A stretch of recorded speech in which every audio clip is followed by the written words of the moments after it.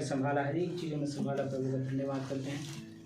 प्रभु ने अपने बच्चों को वचन बोलने के लिए मदद किया, छोटे बच्चों को गवाही देने के लिए आप लोगों में से सबको प्रभु का अनुग्रह दिया, इसलिए प्रभु का धन्यवाद करते हैं। जरा एक वचन को हम लोग आज के इस दिन में देखेंगे और थोड़ी प्रार्थना बने रहें, प्रभु का आत्मा सहायता मदद करे, कईयों से बातचीत करने पाए। हम लोग एक वचन निकालेंगे भजन संहिता, उसका पहला अध्याय, इसका पहला, दूसरा, तीसरा पद को पढ़ेंगे और थोड़ा सा आज वचन में हम लोग देखेंगे, मनन करने की कोशिश करेंगे। क्या ही धन्य है वह पुरुष जो दुष्टों की युक्ति पर नहीं चलता, वह व्यक्ति जो दुष्ट लोगों की युक्ति पर नहीं चलता, वो कैसा है? धन्य है। ओके। और न पापियों के मार्ग में खड़ा होता, पापी लोगों के मार्ग में वो खड़ा भी नहीं होता, और न ठट्ठा करने वालों की मंडली में बैठता। आगे आगे। परंतु वह तो यहोवा की व्यवस्था से प्रसन्न रहता और उसकी व्यवस्था पर रात दिन ध्यान करता रहता है। हाँ, वह रात दिन परमेश्वर की व्यवस्था पर ध्यान करता रहता है। जब वो परमेश्वर के तरफ ध्यान देता है, परमेश्वर के तरफ मेडिटेशन करता है, यानी कि देखिए, सबसे मसीही जीवन में सबसे अच्छा साधन व्यक्तियों का आगे बढ़ने के लिए यदि है तो क्या है? मेडिटेशन, ध्यान करना, बैठकर ध्यान करना। ये चीज़ क्या है? प्रभु यीशु मसीह के लोगों के लिए एक कहना चाहिए योगा से भी बहुत बड़ा वरदान है। आगे हम तीमुथियुस की पत्री में यदि पढ़ेंगे ना, तो वहाँ लिखा है शारीरिक योगाभ्यास से कई बातें लाभ नहीं होता। कई लोग सिखाते हैं शारीरिक योगाभ्यास से तुम्हें ये लाभ होगा, वो लाभ होगा, ऐसा बोलते हैं, एकदम संयम आ जाएगा जीवन में, एकदम स्वस्थ रहेंगे। लेकिन वचन हमें बताता है, सच्चाई बताता है कि शारीरिक योगाभ्यास से भी कई चीज़ें हैं जो खत्म नहीं होती, ठीक। लेकिन उस योगा से कुछ नहीं होगा। लेकिन प्रभु का जो ये मेडिटेशन है, जो इस योगा करेंगे ना, आपका जीवन में कुछ चीज़ मिलेगी। यहाँ लिखा है ना, परंतु वह व्यक्ति जो व्यवस्था से प्रसन्न है, यानी जो परमेश्वर का वचन से प्रेम है जिसको, वो क्या करेगा? उसके वचन को सुनने से बहुत पसंद आएगा। अरे वाह, काश मैं सुनते रहूं प्रभु का वचन, को मेरे को बताए, मैं सुनूं। केवल सुनने वाला नहीं, ऐसा नहीं कि अब दिन रात तब तो पास्टर बोलते रहेगा, ले तो सुन। फिर पास्टर भी कहेगा, हाय मेरे को धीरे से पसंद करते हैं, मेरे कलीसिया लोग अंधेर सुनते हैं यार। बोलते बोलते हमारे बीच के एक पास्टर बोलता है, मैं 25 घंटा लगातार प्रार्थना करूंगा तब वो नहीं थकूंगा, नहीं वचन बोलूंगा तब वो नहीं थकूंगा। बोला भाई तक कैसा वाला वो प्रचार करेगा, मेरे को बताना। तो सुनने वाले 25 घंटा तैयार हैं, गजब हो गया। तो केवल वचन सुनने वाला नहीं, ये उस अर्थ में नहीं लिखा है। जो यहोवा की व्यवस्था से प्रसन्न रहता है, जो वचन से खुश रहता है, परमेश्वर की बातचीत से खुश रहेगा, वो क्या करेगा मालूम? उसके तरफ ध्यान देगा, मेडिटेट करेगा। मैं जो वचन आपको बोला हूँ वो वचन यकीन मानिए, मैं जिस प्रकाशन को आपको बताऊंगा, जब आप उसका ध्यान देंगे ना, अलग प्रकाशन में प्रभु की आत्मा आपको उत्साहित करेगा, वही नहीं रह जाएगा। मैं तो आज एक चीज बताऊंगा, चलिए एक शब्द को आज मैं बताने वाला हूँ, उसमें समय निकल जाएगा, लेकिन उसको आप मेडिटेट करेंगे ना, जब घर में जाके स्मरण करेंगे, मनन करेंगे, चिंतन करेंगे। हाँ, कैसे चिंतन करेंगे? बैठ के एक जगह नहीं, काम करते, ठीक, खाना पकाते, किसी से बातचीत करते भी इधर ध्यान में चल रहा है प्रभु का वचन। देखिए प्रभु का आत्मा कैसे बात करता है। ये होता है मेडिटेट करना, मेडिटेशन, अपने आप में उस वचन का क्या करना? ध्यान करना या मनन करना। ओके, ठीक। आगे जब ये सब करेगा व्यक्ति, वो कैसा होगा? वह उस वृक्ष के समान है। हाँ, वो व्यक्ति उस वृक्ष के समान बन जाएगा। जो ध्यान करता है प्रभु के वचन को, वो उस व्यक्ति के समान बन जाएगा जो बहती नालियों के किनारे लगाया गया है, जो बहती नालियों के किनारे लगाया गया है। आगे, और अपनी ऋतु में फलता है, और अपनी ही ऋतु में वह क्या करेगा? फल लाएगा। आगे, और जिसके पत्ते कभी मुरझाते नहीं। हाँ, इसलिए जो कुछ वह पुरुष करे, हाँ, वह सफल होता है। इसलिए जो कुछ भी वह पुरुष करेगा वो क्या होता है? सफल होता है, सफल होता है। अब इसी वचन में से आज हम लोग देखेंगे कुछ देर। वचन में लिखा है, वह उस वृक्ष के समान है जो बहती नालियों के किनारे लगाया गया। नाली के किनारे लगाया गया कि नालियों के किनारे? बहुवचन है कि एक वचन है? क्या शब्द है एक वचन? नालियों ना। और पुरुष किस वचन में है? एक वचन है ना, वो तो अकेला है ना। वो उस व्यक्ति के समान है या उस पुरुष के समान है। वो कौन? हाँ, क्यों ऐसा लिखा मालूम? परमेश्वर की आत्मा को पता था हर कोई वचन और व्यवस्था से प्रेम नहीं रखता, हर कोई वचन और व्यवस्था पर ध्यान नहीं करता, हर कोई परमेश्वर का वचन को ध्यान नहीं देता। इसलिए परमेश्वर का वचन ने, प्रभु की आत्मा ने अपने दास को ऐसा लिखवाया, क्या धन्य है वह पुरुष यानी बहुत सारे लोग में से केवल कोई होगा जो परमेश्वर का वचन का ध्यान करेगा, कोई होगा जो परमेश्वर के वचन का मनन करेगा, कोई होगा जो परमेश्वर की व्यवस्था से प्रेम रखेगा। हाँ, वो लोग क्या करेंगे? वचन की व्यवस्था को, मतलब वचन से प्रेम रखना मतलब पता है, चिन्ह चमत्कार उसके अंदर असर नहीं डालेगा। उसके अंदर प्रभु को वचन जब सुनेगा ना तो उसके अंदर उत्तेजना पैदा होगा, उसका हृदय वो उछल उठेगा, चिन्ह चमत्कार देखने से नहीं, वचन सुनने से। ठीक, तो प्रभु जानता था कि कोई एक व्यक्ति ऐसा होगा जो क्या करेगा? हाँ, वचन पर ध्यान लगाएगा। मैं उसी के लिए लिखता हूं, वह व्यक्ति यदि इस भीड़ में एक व्यक्ति कोई वचन को ध्यान लगाने वाला है तो वो किस जगह पर खड़ा होगा? किस जगह पर उसको प्रभु रखेगा? ऐसे जगह पर जहां पर नालियां उसकी ओर बहती। जस्ट सपोज कि वो बीच में खड़ा है और चारों तरफ से नाली, मतलब नाली बह रहा, मतलब ये वाला नाली नहीं, एक रिवर है, वो नदी है। ठीक, धाराएं बह रही है पानी का, इधर से मैं बीच में खड़ा हूँ, मेरे आगे से, मेरे लेफ्ट हैंड साइड से, राइट हैंड साइड से, पीछे से, सब तरफ से क्या आ रहा है? पानी आ रहा है। मतलब क्या मालूम? किसी दिन इधर का पानी यदि सूख गया तो मैं डर जाऊंगा, अरे बाप रे।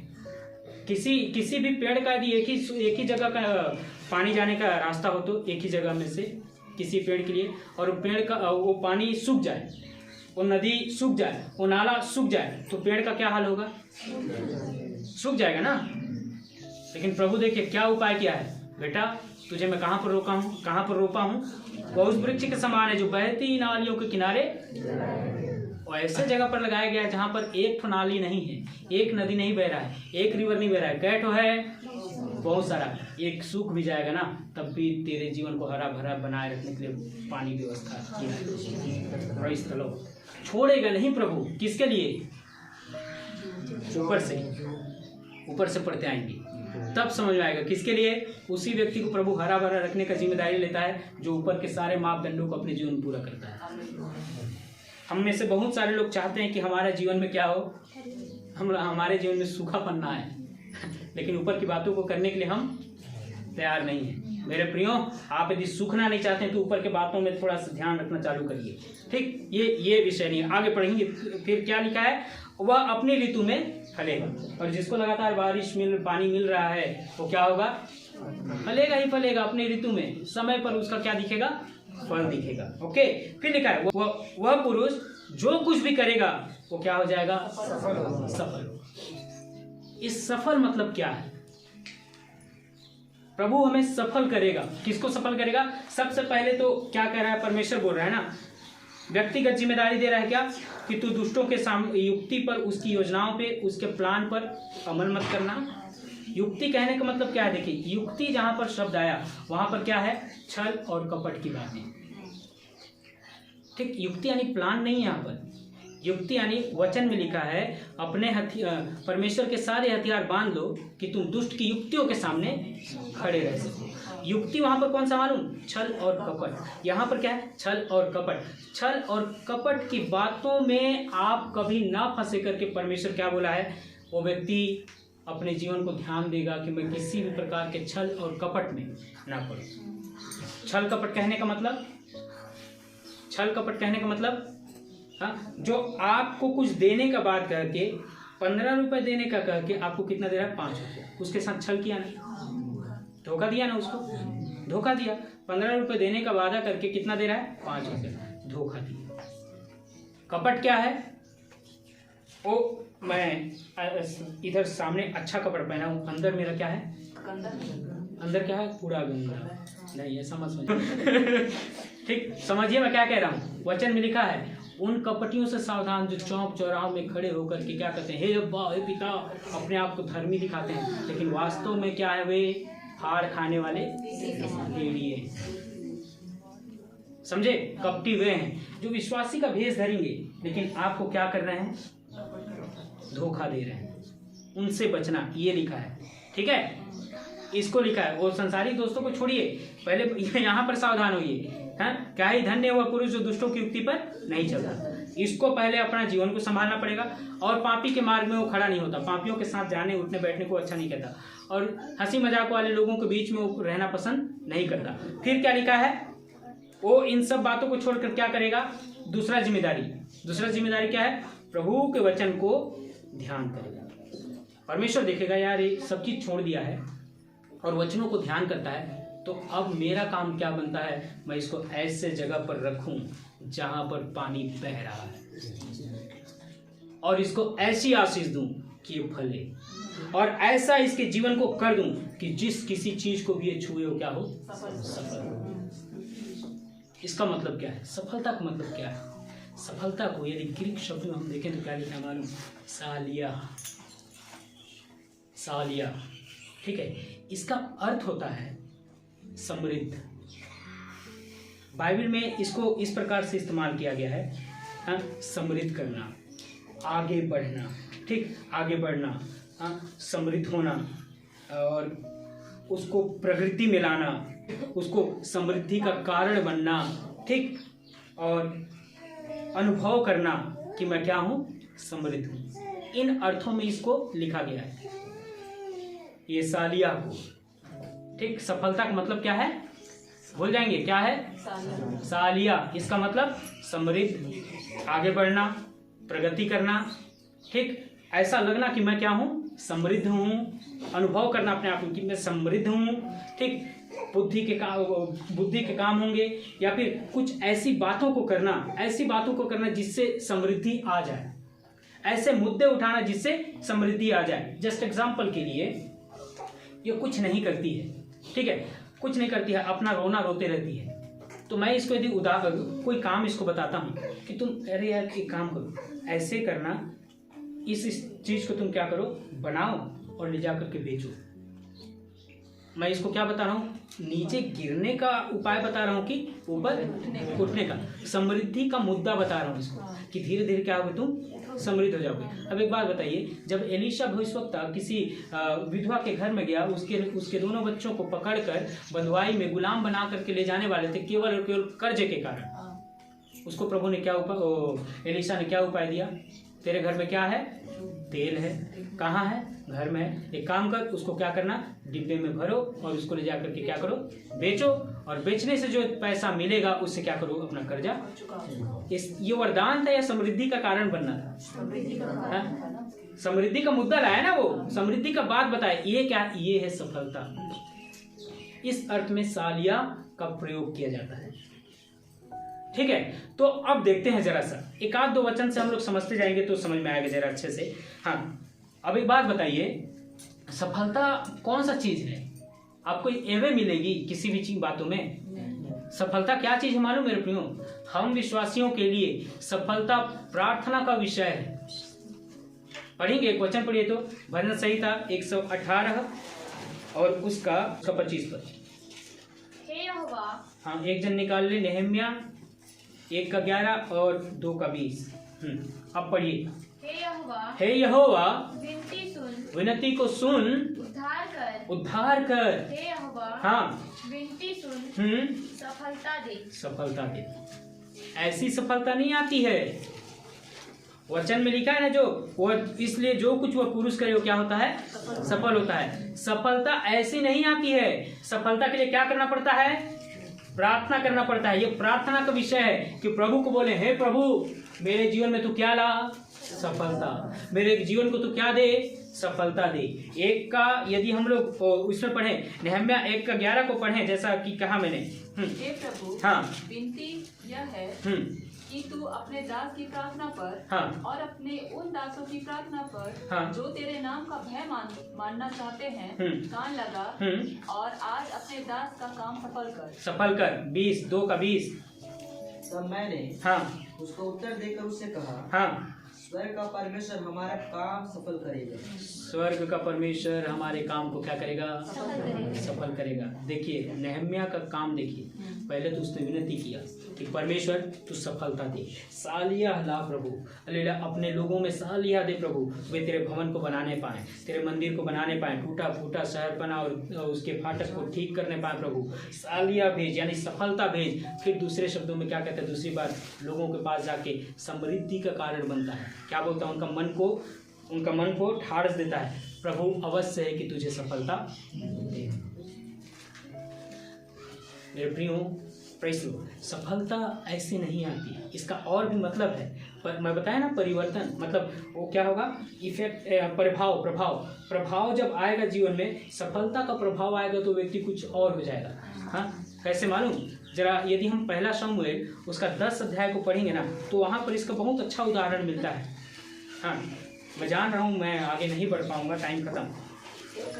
एक अध्याय नहीं, पहला शमूएल 10 अध्याय उसका 6वां पद।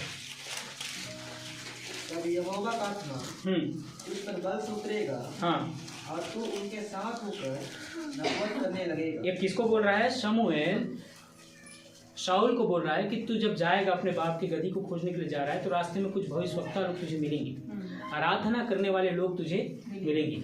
उनके बीच में तो जब तू जाएगा ना, तो तू भी क्या करेगा, आराधना करेगा, भविष्यवाणी करने लगेगा।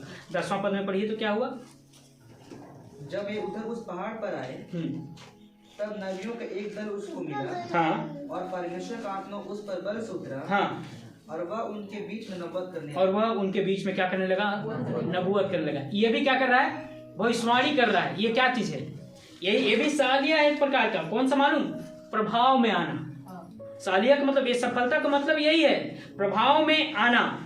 ठीक, मैं अभी जितना चीज बताया ना, वो सब बाइबल में इसी अर्थ में लिखा गया, सफलता के अर्थ में। एक इसमें से एक ये भी है, प्रभाव में आना।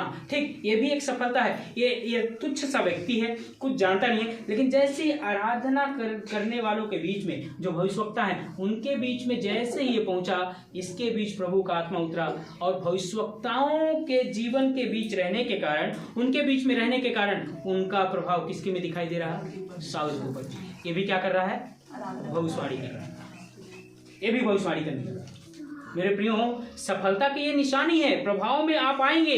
यदि यहाँ पर कोई आराधना करने वाला व्यक्ति है ना, आराधना करने वाला व्यक्ति है, वो यदि सच्चा आराधक है, तो उसके साथ आराधना में बैठे हुए लोग भी क्या करेंगे, आराधना करने लगेंगे। यदि ये व्यक्ति मान के चलो वचन पर ध्यान नहीं देता, लेकिन यदि मेरे साथ बैठा है या उसके साथ बैठा है, वो परमेश्वर का वचनों को ध्यान करने वाला व्यक्ति है, तो क्या होगा मालूम, धीरे धीरे वो भी क्या करेगा, परमेश्वर के वचन को ध्यान करने लगेगा।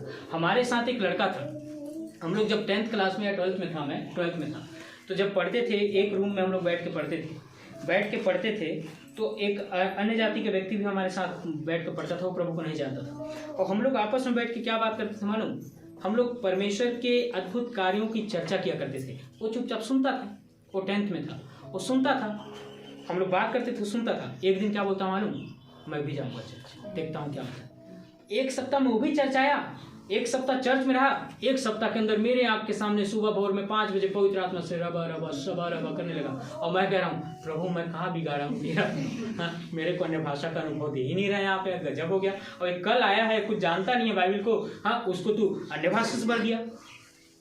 फिर बाद में पता चलता है, क्या पता चलता है मालूम, जब परीक्षा हुआ, वो अपनी गवाही को रखता है, बोलता है, सर्टिफिकेट दिखा के देख रहा है, मैं 3rd डिवीजन पास हुआ हूँ, और उसमें बड़ा खुश। हम लोग तो यहाँ 90% लेके भी खुश नहीं होते, मैं नहीं और लोग बड़ा खुश था वो। कितना % में, 3rd डिवीजन में, बहुत खुश है। बोला क्यों, बोलता है मैं सच्चाई जानता हूँ यार, पता है मैं इसके लायक भी नहीं था, मैं तो सोचा तो फेल हो जाऊँगा। ये तो प्रभु का दया है कि परमेश्वर को यदि नहीं जानता ना, पक्का फेल हो जाता। वो उसी परीक्षा के समय में 1 महीना बचा था परीक्षा को, 1 महीना के अंदर प्रभु को जाना, उसी 1 महीने में प्रभु ने फैल होता हुआ जीवन को सफलता दे करके 11th में पहुंचा दिया। आज के दिन में वो लड़का मेल नर्स है कहीं पर, जब 10वीं पास नहीं हो पा रहा था, वो कहीं पर आज के दिन में मेल नर्स है। समझ रहे हैं मैं कहना क्या चाह रहा हूँ मेरे प्रियो, प्रभु आपके प्रभाव में लाएगा, उस प्रभाव में ले चलेगा, ताकि आप सफलता को समझें और सफलता को प्राप्त करना चाहें। हाँ, प्रभाव में इसलिए ले जाएगा परमेश्वर कि हम क्या करें, उसको अनुभव करें और उस चीज़ को प्राप्त करने के लिए आगे बढ़ें। पढ़ेंगे क्वेश्चन, पढ़ रहे हैं तो पढ़िए। सफलता मिलती कैसे है, कैसे मिलेगी? देखिए प्रभु ऐसी सफलता नहीं देता। जरा 24 अध्याय निकाले उत्पत्ति की किताब, उसका मेरे ख्याल से 10 पद होना चाहिए। तब वह दास अपने स्वामी के ऊँटों में से 10 ऊँट छाट कर उसके सब उत्तम उत्तम पदार्थों में से कुछ लेकर चला और मेसोपोटामिया में नाहोर के नगर के पास पहुंचा। ये पता है इसहाक के लिए अब्राहम ने अपने सेवक को कहाँ भेजा है? एलियाजर को भेजा कि जा करके मेरे बेटे के लिए तो एक मेरे लिए बहू लेकर आओ, मेरे बेटे के लिए पत्नी लेकर आ। तो उसने एक प्रार्थना करके इसको भेजा है। वो प्रार्थना क्या है कि जहाँ जहाँ भी तू जाएगा क्या करेगा? परमेश्वर तुझे सफलता दे। 21 पद पढ़िए तो इसी का। वह पुरुष उसकी ओर चुपचाप अचंभे के साथ ताकता हुआ यह सोचता था कि यहोवा ने मेरी यात्रा को सफल कर दिया नहीं। किया नहीं।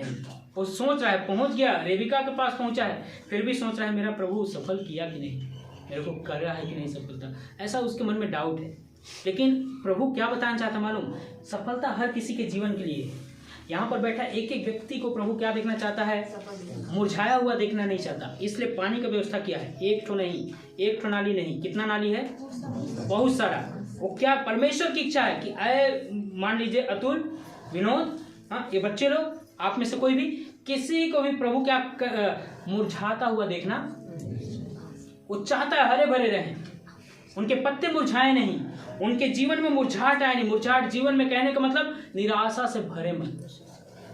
इसलिए पानी के बीच में उनको रखा है। ठीक ऐसे जगह पर रखा है परमेश्वर जहां पर चारों तरफ से उसके लिए धाराएं बहकर आ रही है, ताकि उनको क्या हो, उनका पत्ते हरा भरा हमेशा रहे। ठीक है, प्रभु चाहता है जीवन में उनके सफलता को दिखाऊं। कैसे दिखाता है? हो सकता है एलियाजर की भांति वो भी कहे प्रभु मुझे सफल कर रहा है कि नहीं। लेकिन एक चीज बताऊं, जरा पढ़िए तो इसी का 40, इसी का 40। तब उसने मुझसे कहा, यहोवा जिसके सामने मैं चलता आया हूँ वह मेरे संग और अपने दूत भेजकर तेरी यात्रा को सफल करेगा। क्या कहता है? यहोवा किसके संग रहेगा? एलियाजर के संग। और उसके साथ साथ कौन चलेगा? अपना दूत को भेजेगा। देख रहे हैं, सबके जीवन को सफलता तक पहुंचाने के लिए प्रभु एक सहायक पहले से ही भेज दिया है, ताकि हम क्या करें? सफल हुए। प्रभु की इच्छा क्या है? सफल हो जाओ। परमेश्वर ने दूत क्यों भेजा है? कि तुम्हें सफलता दे। ठीक ना, तुम्हें सफलता दे। जब परमेश्वर यूसुफ के तरफ देखा, तू राजा बनेगा, लेकिन देखता कहाँ है? असलियत में जब यूसुफ अपने आप को देखता है, कहाँ देखता है? गड्ढे में। प्रभु बोलता है तुझे मैं राजा बनाने वाला हूँ, सूर्य के समान तू चमकेगा। देखता कहाँ है अपने आप को? गुलाम। फिर देखता है कहाँ अपने आप को? जेल में। फिर देखता कहाँ है? प्रभु मैं तो जेल में हूँ, कैसे बनेगा? फिर वचन वहीं पर लिखा है, तब भी यहोवा का अनुग्रह उसके साथ साथ था। फिर आगे लिखा है, यदि हम लोग 39 का 3 पढ़ेंगे, वहां पर यूसुफ नहीं कहता, वहां पर फिरौन कहता है कि यूसुफ के साथ जो परमेश्वर रहता है ना, वो बहुत सामर्थी है। हाँ, इसलिए जो चीज को यूसुफ छूता है वो क्या होता है? सफल हो जाता है। कौन देख रहा है इसको? हाँ, फिरौन देख रहा है इस बार, यूसुफ नहीं देख रहा है। यूसुफ जब देखता है कि मैं सफल हो रहा हूँ कि नहीं प्रभु, कहाँ देखता है अपने आप को? गड्ढे में। अपने आप को कहाँ देखता है? बंदीगृह में। अपने आप को कहाँ देखता है? गुलाम बना हूं। अपने आप को कहाँ देखता है? मेरे को कोई पूछ ही नहीं रहा है। लेकिन प्रभु फिर भी उसके साथ साथ था। कब तक रहेगा? जब तक सफलता तक पहुंचाना। और पहुंचा ना जब, देखने वाला फिरौन कहता है, जो उसको जेल में डाला था, जिसके घर में गुलाम था, वो खुद कहता है यार तेरे साथ परमेश्वर रहता है, तू जो चीज को छूता है वो क्या होता है? सफल होता है। तेरे हर काम को यहोवा क्या करते हैं? सफल करते हैं। तेरा परमेश्वर जिंदा परमेश्वर है। यही काम, सेम यही काम किसके साथ हुआ था? दानियल के साथ। उसको भी नबूकदनेस्सर कहता है तेरा परमेश्वर सच्चा है, तुझे सफलता देता है। Praise the Lord. मेरे प्रियो, प्रभु जो आपके साथ रहता है, आपको सालियाह की ओर लेके जाना चाहता है। Praise the Lord. सालियाह तक पहुंचाना चाहता है, आपके जीवन में सफलता तक को पहुंचाना चाहता है। लेकिन सफल होने के बाद मैंने कहा ना, अभी एक शब्द को कहा मैंने, प्रभु आपके साथ क्यों है? आपको सफलता तक पहुंचाए। इसके बाद सफलता में पहुंच गए तो प्रभु फिर दूर हो जाएगा? हाँ, सफल होने के बाद प्रभु आपकी मनसा को अपने लिए देखेगा कि मेरे लिए क्या करता है। मैं पढ़ रहा था बाइबल 18 अध्याय को, पहला शमूएल, वहाँ पर ऐसा लिखा है मेरे को हंसी आ रहा था, ऐसा लिखा है, फिर दुष्टात्मा शाऊल के ऊपर बल से उतरा और वह भविष्यवाणी करने लगा। कौन कर रहा है? आत्मा उतरा है ना। कौन सा आत्मा? और क्या कर रहा है? और कहाँ भविष्यवाणी कर रहा था मालूम? अपने घर में, अपने घर में भविष्यवाणी कर रहा है। फिर भाला लेकर किसको मारने चला गया? दाऊद। फेंका, दाऊद बचा। फिर भाला लेकर के मारा, दोनों बार दाऊद क्या हुआ? बच गया। भविष्यवाणी करके आया भाई, भविष्यवाणी करके आया है। अब कौन सा, कहाँ पर भविष्यवाणी किया है? सभा में नहीं किया, अपने घर के अंदर किया है। दुष्टात्मा जैसे आया उसको भविष्यवक्ता बन गया अपने आप में। क्यों ऐसा हुआ मालूम? क्यों ऐसा हुआ? 10 अध्याय में सही भविष्यवक्ताओं के बीच में प्रभु का आत्मा के प्रभाव में आने के चलते इसने भी क्या किया था? भविष्यवाणी किया था। तो आज जब दुष्टात्मा आया तो अपने घर के अंदर क्या कर रहा है? भविष्यवाणी। क्या भविष्यवाणी किया होगा? आज दाऊद मेरे वश में आ जाएगा, आज दाऊद को मैं खत्म कर दूंगा, आज दाऊद का मेरे सिंहासन पर से हक को छीन लूंगा, आज दाऊद को खत्म कर दूंगा। भविष्यवाणी करके चला भाला लेके उसको मारने, और परमेश्वर ने दाऊद को बचाया। फिर उसी से आगे बढ़िएगा। फिर दाऊद का मीकल से शादी हुआ, वो राजा बना। राजा बनने के बाद मीकल से जब उसका सामना हुआ तो मीकल कहती है, तू राजा होकर के इतना तुच्छ बन गया, कैसे अपने प्रजा के सामने उन्हीं के बीच में तुच्छ होकर के तू प्रभु को महिमा दे रहा था। तो दाऊद एक बात बोला, वह परमेश्वर जो मुझे उस जंगल से उठाकर तेरे बाप के सिंहासन में बैठा दिया, उसके लिए मैं और भी ज़्यादा तुच्छ बनने को तैयार हूं। प्रभु यदि वहाँ पर था, जब वो जंगल में था, सफलता दिख नहीं रही थी। जंगल में था, सफलता दिख नहीं रही थी। राजघराने में जब आया, सफलता दिख नहीं रहा था, बल्कि शाऊल ही उसका दुश्मन बन के भाला लेकर पीछे पड़ा है। सफलता दिख नहीं रही थी। लेकिन जब सफलता दिखा, दाऊद कहता है, प्रभु तू मुझे सफल कर दिया, सिंहासन तक पहुंचा दिया, इसलिए मैं तेरी महिमा करूंगा। जब सफलता आ गई ना जीवन मेरे प्रियो, याद रखिए, प्रभु को छोड़िएगा मत। प्रभु आपका बस मनसा को देखेगा। सही सफलता क्या मालूम? फिर दाऊद ने क्या किया? दाऊद ने अपने पीछे जो लोग हैं उनको भी क्या किया? अपने सिंहासन के आसपास आने दिया। यूसुफ को जो प्रभु ने सफल किया ना, उस यूसुफ ने अपने परिवार को जो कनान में था, जब वहां अकाल पड़ा ना, तो यहाँ मिस्र में जब लेन देन करने आए तो अपने घराने के लिए उसने क्या किया? व्यवस्था किया। सही सफलता अपने परिवार से आपको दूर नहीं करेगा। सही सफलता पूरे परिवार को ऐसे संभालेगा, दूर नहीं करेगा। याद रखिए, प्रभु का वचन सिखाता है। आप कहेंगे हम परिवार से दूर हैं, एकदम दूर, कोई मतलब नहीं। और हम क्या हैं? सफल हैं। वास्तव में आप सफल हैं। कार होगी, बंगला होगा, ठीक है, आपके पास एक नहीं कई तो अकाउंट होंगे, एक नहीं कई चीजें आपके पास, साधन होगा प्रेसो। और कहेंगे कहाँ है? लेकिन दूर में, घर से कोई मतलब नहीं। और हम क्या कहेंगे? हाँ मैं सफल हूँ। आप सफल हो, लेकिन आपकी सफलता सच्ची। बाइबिलिकल सफलता क्या है? आपके साथ सब कोई क्या होंगे? सफल होंगे। यीशु ने लड़ाई लड़ा, अपनी लड़ाई को खुद लड़ा। दाऊद ने लड़ाई लड़ा, ठीक है, दाऊद ने लड़ाई लड़ा। ये जब शाऊल हजारों के साथ गया गोलियत के सामने, कैसे आया? डर के भागा कि नहीं? डर के सब बोलता था, मैं आंखों को तुम्हारे फोड़ लूंगा। सब डर के भाग गए। जब दाऊद अकेला गया, गोलियत को हराया, सफलता पाया उस पर। उसके साथ साथ कौन कौन सफलता पा गया? पूरा इजरायली सफलता पा गया। उस डर से छूट गए। मेरे प्रियो, आप यदि सफल होंगे तो आपके पीछे रहने वाले सबको सफलता मिलनी चाहिए। ये बाइबिलिकल नियम है। दाऊद लड़ा, वो सफल हुआ, बाकी सबको क्या हुए? सफल हुआ। Praise the Lord. यीशु बोलते हैं, यीशु आप ही, प्रकाशित वाक्य में, वह खुद लड़ेगा, मेमना आप लड़ेगा और वह जय पाएगा। उसके पीछे रहने वाले बुलाए हुए लोग, विश्वासी लोग, चल लोग, सबको क्या होंगे? जय पा जाएंगे। वो कर सफलता यही है। एक पाएगा, उसके पीछे रहने वाले सब कोई उसी सफलता में आना चाहिए। उसी सालिया में आना चाहिए। अब सवाल है, मैं अंत कर रहा हूँ, अब सवाल है हम सफल क्यों नहीं होते? पढ़ेंगे क्यों नहीं होते, इसका भी एक कारण है। नीति वचन 28 अध्याय 13 पढ़िए। जो अपने अपराध छिपा रखता है, हाँ, उसका कार्य सफल नहीं होता। हाँ, जो अपना अपराध को छिपा कर रखता है अपने मन में, वो चाहे कुछ भी कर ले, सफलता नहीं मिलेगी। तो हमें सफलता क्यों नहीं मिलता? छिपा कर रखे कई बातें, अरे वो जान जाएगा तो क्या कहेगा, ये ओ क्यों छिपाना पड़ रहा मालूम? दरअसल वो गलत है, इसलिए। सही रहता तो कल मैं सिखा रहा था यहाँ पर, जब अपन सीख रहे थे वचन को, तो मैं एक चीज़ बोला कि आप अपने गलती को, अपने अपराध को खुलेआम बोल सकते हैं क्या? बोल सकते हैं। कब बोलेंगे मालूम? जब आप उस पर जय पा जाए। जय कब पाएंगे? मुझे मानना पड़ेगा, स्वीकार करना पड़ेगा अपने आप में कि ये चीज़ मेरा क्या है, गलत है। मैं मानता हूँ प्रभु, मैं अपने इस अपराध को छिपा रखता था, मैं मान लेता हूँ प्रभु ये गलती मैंने किया है।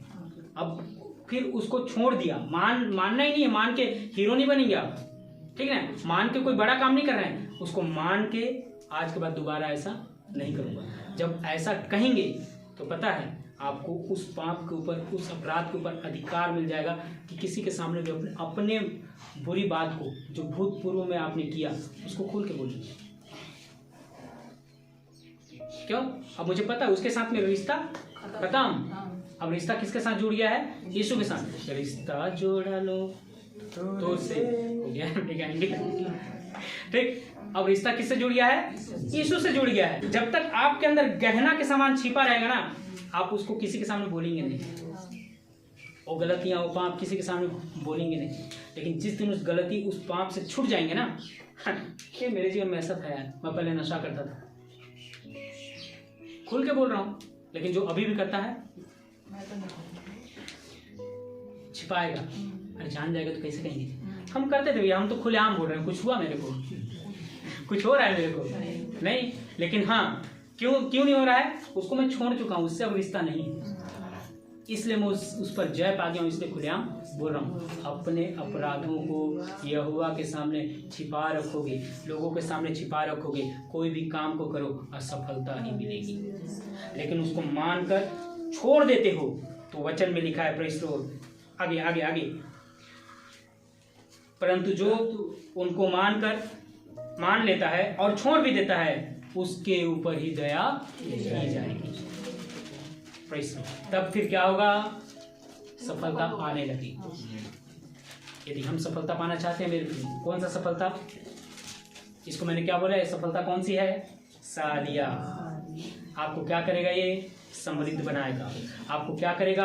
आपके मुंह से ऐसी बात निकलेगा कि दूसरे कोई समृद्ध हो जाएंगे। आपको ऐसा लगेगा कि मैं क्या हूँ, मैं गरीब नहीं हूँ यार, ऐसा लगेगा कि नहीं मेरे जीवन में इस चीज़ की कमी नहीं है यार, ऐसा लगेगा कि मैं ऐसा नहीं हूँ, मैं निर्बुद्धि नहीं हूँ, मेरे पास भी कुछ है, ऐसा लगने लगेगा, प्रभाव में लगने लगेगा। और पता है, जैसे जैसे परमेश्वर का वचन आपको मिलता जाएगा, जैसे जैसे प्रभु का वचन आपको मिलता जाएगा, आपके अंदर उत्साहित करता जाएगा वचन। क्योंकि वचन में लिखा है, यशायाह 55:11 में लिखा है, जो वचन मैंने किया है, जो वचन मैंने बोला है, वो सब वचन, कोई भी वचन ऐसा नहीं है जो अपने बात को धरती में पूरा किए बिना मेरे पास वापस लौटे। यानी प्रभु का मुंह से जो वचन आपके लिए निकला है, कौन सा वचन निकला है? सफलता का निकला है। मतलब वो वचन प्रभु के पास कब तक नहीं जाएगा? जब तक आपको सफल न बन। क्यों नहीं बन पाते हम? समथिंग इज हिडन इन मी, कुछ चीज छिपा के रखा हूं, इसलिए प्रभु का वचन फिलहाल आपके जीवन को उत्साहित नहीं कर पा रहा। जबकि भजन से 55 यशायाह नबी की पुस्तक में जो मैंने पढ़ाया या बोला, क्या लिखा है? वो वचन जब तक पूरा ना हो मेरे पास वापस, जैसे पानी आकर के धरती में रुक जाती है ना, समा जाती है, उसी तरह प्रभु का वचन आपके लिए बोला गया है। कैसे आता है प्रभु का वचन? मालूम? ऐसा आया, स्वर्ग से आया, सीधे घुस गया, अपने हृदय में धस गया, मन की पटिया में लिखा गया। अब वही चीज़ याद रहेगा। कब तक याद रहेगा? जब तक वो आपके जीवन से जिस लिए आया है पूरा ना कर दे, तब तक। मेरे प्रियो, इसलिए हम अब इस सफलता को रोकने वाली हर एक बातों को आज प्रभु के सामने माने। और बोले प्रभु को, प्रभु तू मुझे समृद्ध बना, तू मुझे परिवर्तन में ले आ, प्रभाव में ले आ, प्रभाव में ले आ। जिनके बीच में मैं जाऊं मेरे कारण वे लोग अपने आप को अच्छा समझें या उनके कारण मैं अपने आप को समृद्ध समझूं, ऐसा बन जाऊं प्रभु। हालेलुया। उस जगह पर आना इसका मतलब है एक ऐसे जगह पर जाना जहाँ पर सफलता आपको मिलेगी, सालिया आपको मिलेगा। आइए हम लोग ईश्वर के नज़दीक अपने अपने जीवन को समर्पित करें। Praise the Lord. हालेलुया। अपने अपने जीवन को प्रभु के सामने रखें मेरे प्रिय। बोले प्रभु को, प्रभु इसका परिभाषा यदि देखा जाए तो इस तरह से है कि जिस जगह पर सफलता मिलती है उस जगह तक आना। उस जगह तक आने के लिए हो सकता है दाऊद को जंगल का सामना करना पड़े, शाऊल के भाला का सामना करना पड़े, यूसुफ को हो सकता है कुआं के अंदर तो गुलाम बनना, तो प्रेज़ द लॉर्ड बंदी गृह में रहना पड़े। कहाँ तक जाने के लिए? जहाँ पर सफलता रखा हुआ है। आपके भी जीवन को वहाँ से गुजारेगा प्रभु। आपके लिए सफलता रखा है एक जगह पर, सालिया रखा है एक जगह पर, सालिया सालिया एक जगह पर है, वहाँ तक आपको आना है, वहाँ तक आपको प्रभु लाना चाहता है मेरे प्रिय। हालेलुया। हम परमेश्वर को कहें, खुदाबंद हालेलुया मुझे वहाँ तक पहुँचा दो, पहुँचा वहाँ तक, सामर्थ्य बना प्रभु वहाँ तक पहुँचने के लिए, ताकि मैं सफलता पाऊँ। हालेलुया। आइए मेरे प्रिय हम लोग ईश्वर के नज़दीक प्रार्थना करें। खुदावंद तेरा रूह आज मेरे जीवन को हालेलुया प्रेज़ द लॉर्ड उस सफलता तक पहुँचाए। भले मुझे गड्ढे में से गुजरना पड़े, हालेलुया, भले आंधी में से गुजरना पड़े, भले कांटों में से गुजरना पड़े, प्रभु वह सफलता प्रभु आप तक पहुँचाना ही चाहेगा। Praise the Lord. हमने अभी गीत में गाया ना, आंधी हो या तूफान हो बढ़ूंगा बन के तेरा, वादा मेरा, वादा मेरा। मेरे प्रियो, ये 2023 का आखिरी समय, इसके बाद दोबारा आएगा नहीं। क्यों ना हम अगले साल जब प्रवेश करें, इस साल के अंदर ऐसा हो, इस अंतिम समय में ऐसा हो हमारे साथ कि प्रभु सारा अपराध मेरे जीवन का छूट जाए और प्रभु सफलता की ओर मेरे जीवन आगे जाए। जब मैं 9 वर्ष में प्रवेश करूं, तेरी दया से यदि प्रवेश करने पाता हूं, तो 9 वर्ष मेरा समृद्धि का हो, 9 वर्ष मेरी सफलता का हो। Hallelujah praise the Lord. आइए हम प्रार्थना करें मेरे प्रिय। इन वचनों के द्वारा प्रभु मुझे प्रेज़ द लॉर्ड और आपको, हम सबको, पूरी कलीसिया को बड़ी सफलता और समृद्धि प्रदान करने पाए। आइए प्रार्थना करें।